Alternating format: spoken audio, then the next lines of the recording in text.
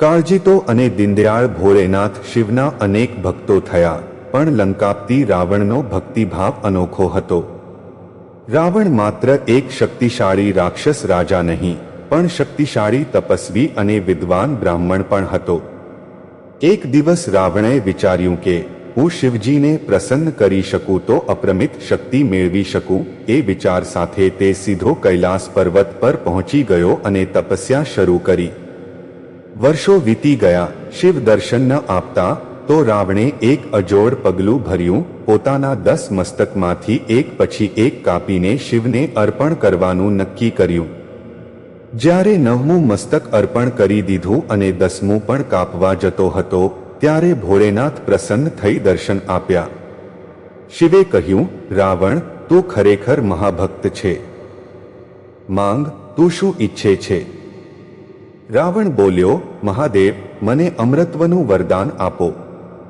શિવ સ્મિત સાથે કહ્યું, અમૃતત્વ તો સંભવ નથી, પણ તને અપાર શક્તિ અને એક વિશેષ શિવલિંગ આપું છું. તું તેને લંકામાં સ્થાપિત કર. રાવણ ખુશ થયો અને શિવલિંગ લઈને લંકા માટે રવાના થયો. પણ દેવોને શંકા થઈ, જો રાવણ વધુ શક્તિશાળી બની ગયો તો? તેઓએ એક યુક્તિ રચી. રસ્તામાં એક નાના દેવતાએ ગોખરાયેલા બાળકના રૂપમાં રાવણ સામે આવીને કહ્યું, મને થોડા સમય માટે આ શિવલિંગ આપી દો, હું પકડી રાખીશ. રાવણે શિવલિંગ બાળકને આપ્યું અને થોડો દૂર ગયો. પણ જ્યારે પાછો આવ્યો, તેટલામાં બાળકે શિવલિંગ જમીન પર મૂકી દીધું. રાવણે એટલું પ્રયત્ન કર્યું કે શિવલિંગ ફરી ઉઠાવી શકે, પણ એ હલતું જ નહોતું. અંતે શિવલિંગ ત્યાં જ સ્થિર રહી ગયું અને આજે એ સ્થાન ગોકર્ણના મહાબળેશ્વર મંદિર તરીકે વિશ્વવિખ્યાત છે.